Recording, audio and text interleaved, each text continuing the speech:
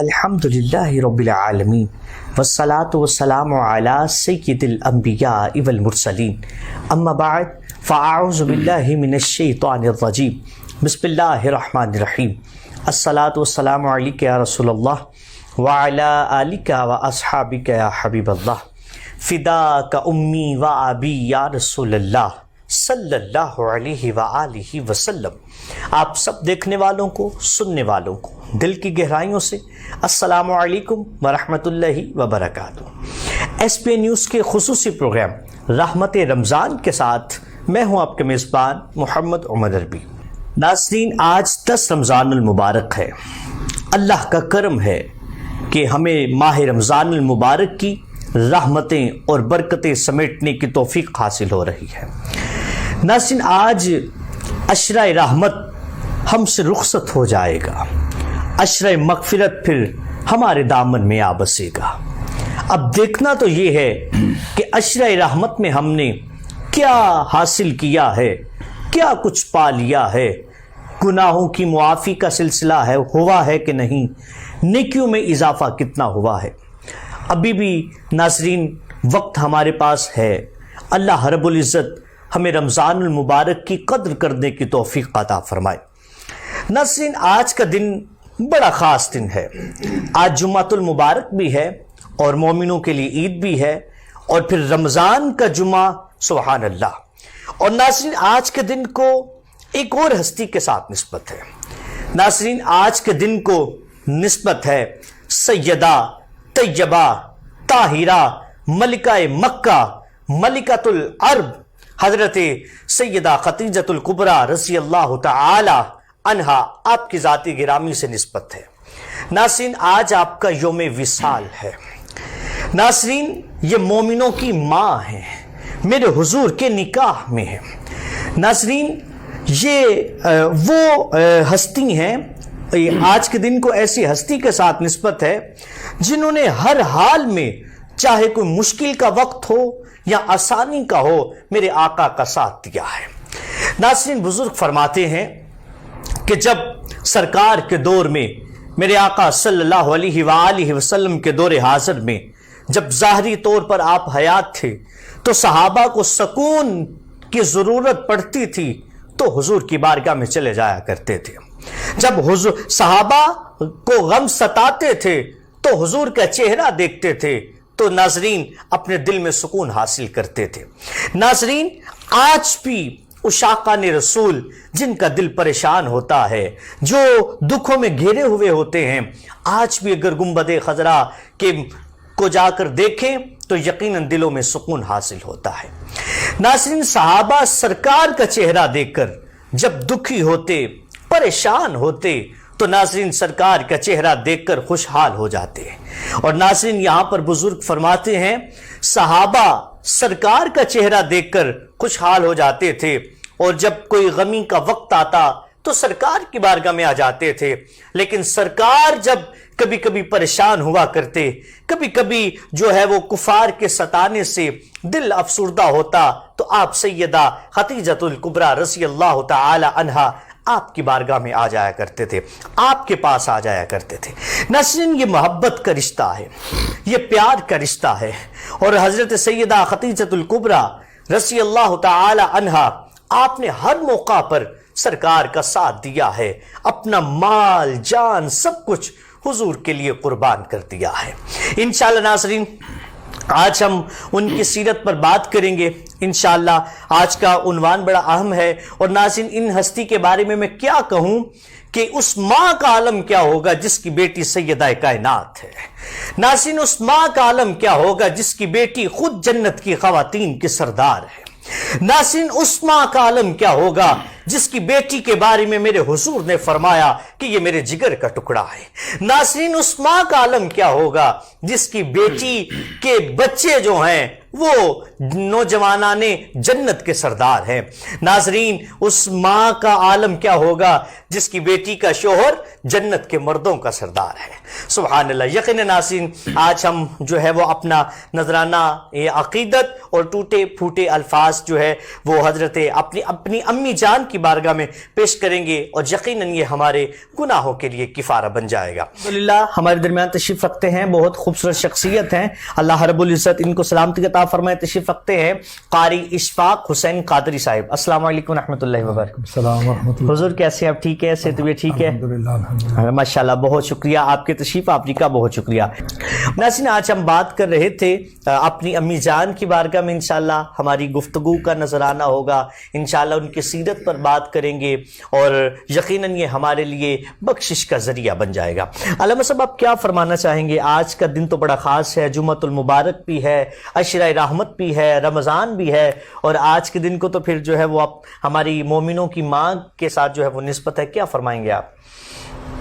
نحمدہ ونصلی ونسلم علی رسولہ الکریم، اما بعد فاعوذ باللہ من الشیطان الرجیم، بسم اللہ الرحمن الرحیم۔ النبی اولی بالمؤمنین من انفسہم وازواجہ امہاتہم۔ جیسے کہ آپ نے فرمایا کہ سیدہ خدیجہ الکبریٰ رضی اللہ تعالیٰ عنہ کا یوم وصال بھی ہے، جمعۃ المبارک بھی ہے۔ جی جی، یہ ساری برکتیں جمع ہو کے اللہ کریم آپ کے ایس پی نیوز کو اس کے فیوز و برکات عطا فرمائے۔ آمین۔ یہ جو کامیاب ترین ٹرانسمیشن آپ نے شروع کی ہے، آپ یقیناً مبارکباد کے مستحق ہیں۔ جی، بہت شکریہ۔ اور ہم مشکور ہیں کہ ہمیں آپ نے اس مبارک سعادت میں شامل ہونے کی توفیق عطا فرمائی۔ بہت شکریہ، بہت شکریہ۔ تو میں ام المومنین کے بارے میں یہی کہوں گا کہ اللہ کریم نے ان کو بہت اعزازات عطا فرمائے۔ سب سے پہلا اعزاز تو یہ تھا کہ وہ اسلام کی سب سے پہلی خاتون تھی جو مسلمان ہوئی۔ سبحان اللہ، خاتون اول کہا جاتا ہے۔ جی جی، بالکل۔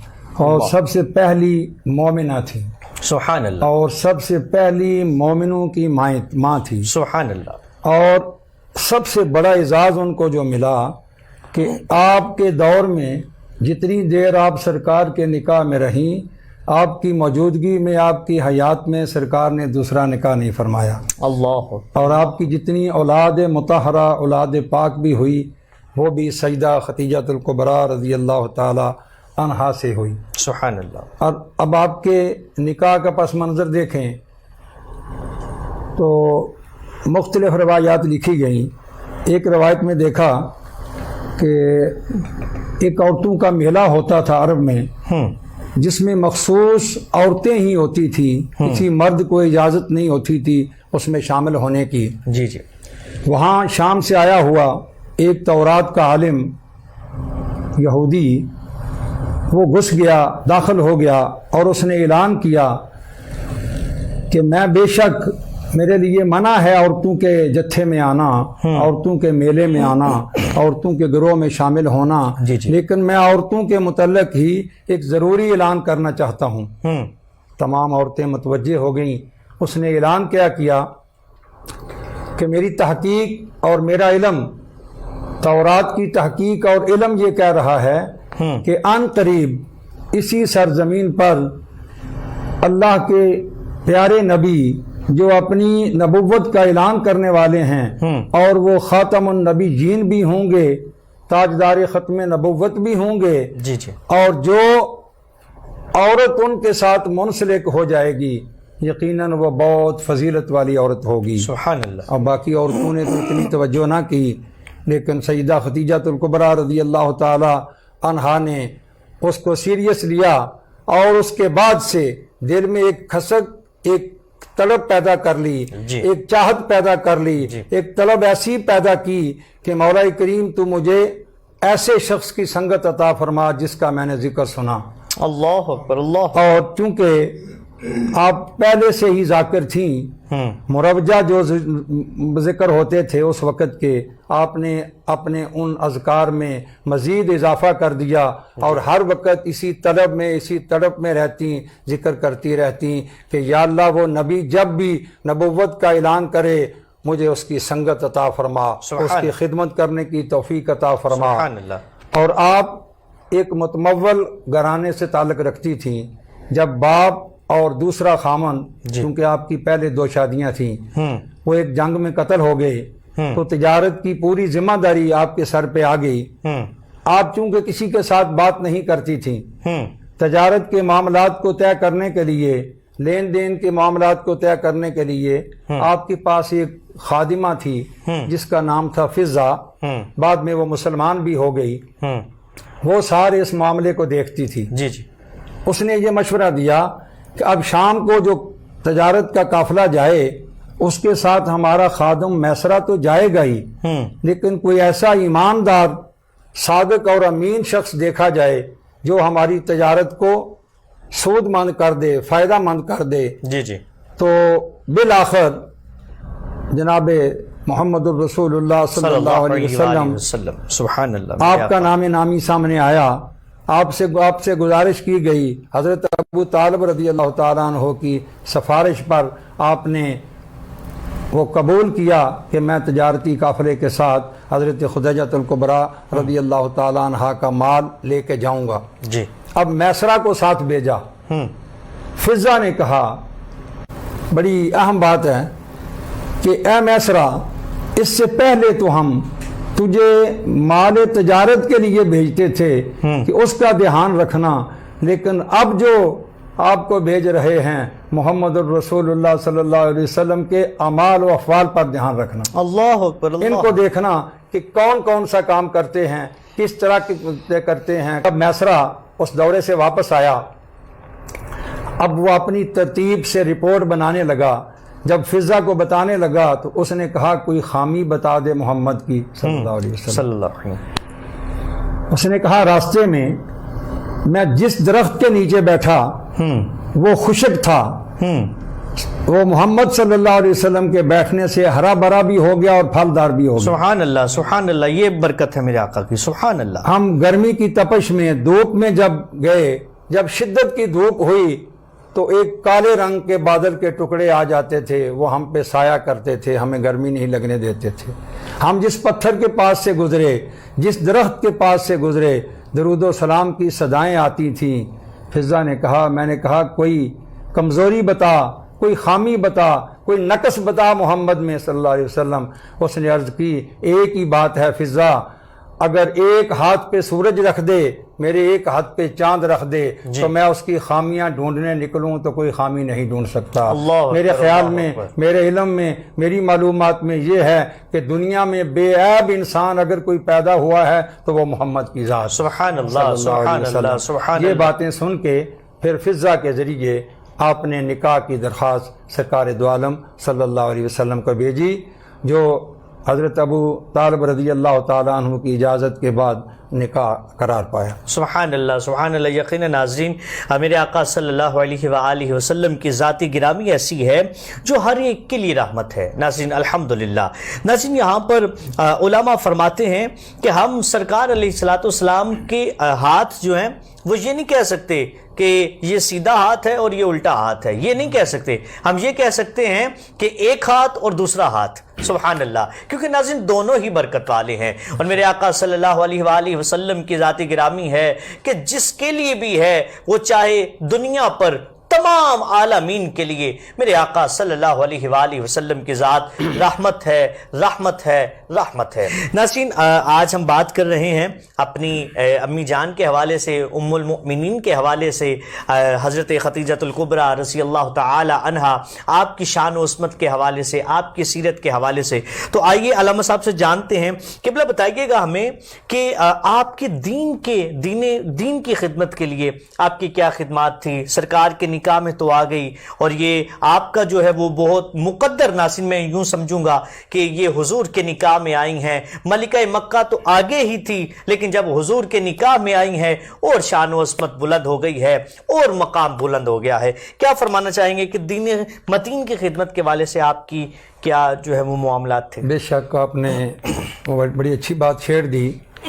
آپ کو جہاں دوسرے القاب ملے وہاں محسنہ اسلام کا لقب بھی ملا. اللہ اکبر. اللہ. آپ کا نکاح جب ہوا تو نکاح کے بعد دنیا کے رواج ہیں کہ دلہا اپنی طاقت کے مطابق اپنی حیثیت کے مطابق، اپنی استطاعت اور اپنی جیب کے مطابق دلہن کو تحفے اور تحائف پیش کرتا ہے، لیکن یہاں معاملہ بالکل برعکس تھا۔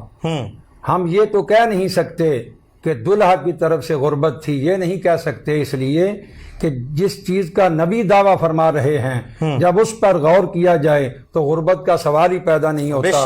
میرے آقا نے فرمایا کہ مدینہ کا سب سے بڑا پہاڑ احد ہے، اگر میں چاہوں تو میرے اللہ کے امر سے یہ سونے کا بن کے میرے ساتھ چلے، تو پھر ہم غربت کا نام نہیں لے سکتے، صرف یہ کہہ سکتے ہیں کہ آپ پیسے سے، مال و دولت سے، زر سے دور تھے۔ تو جب تحفہ تحائف پیش کرنے کی باری آئی تو اس طرف مال و دولت تھا، اس طرف اخلاص، ایمان اور دین تھا۔ اب مال و دولت والی ام المومنین اٹھ کے اپنے سمیت اپنا مال و زر، اپنا سونا، اپنا مال تجارت، جو کچھ تھا سب کا عہد کر کے سرکار کے قدموں میں پیش کر دیا۔ عرض کی حضور یہ میرا مال کس دن کام آئے گا؟ آپ دین کی اشاعت کے لیے پتھر کھاتے پھر رہے ہیں، حضور میرا یہ سارا مال قبول فرما لیں اور اس کی مدد سے جتنا بھی اسلام کا پرچار ہو سکتا ہے یہ سعادت میرے حصے میں آ جائے گی۔ اللہ کریم نے ایسا احسان فرمایا کہ سیدہ خدیجہ الکبریٰ رضی اللہ تعالی عنہا جب مالدار تھیں تو کہتی ہیں اتنی مطمئن نہیں تھی جتنی فاقہ کشی میں مطمئن ہوئی۔ سبحان اللہ، سبحان اللہ۔ یقیناً ناظرین قبلہ علامہ صاحب نے بہت خوبصورت گفتگو فرمائی، اور ناظرین یقیناً میرے آقا صلی اللہ علیہ وآلہ وسلم نے فرمایا کہ میری زوجہ خدیجہ کے مال سے دین کو جو ہے وہ طاقت ملی ہے۔ یقیناً ناظرین آپ کی خدمات بڑی ہیں، اللہ تعالیٰ آپ پر اور آپ کے اور مزید درجات کو بلند فرمائے، اور ان کے صدقے ناظرین ان کے درجات کی بلندی کے لیے دعا کرنی چاہیے۔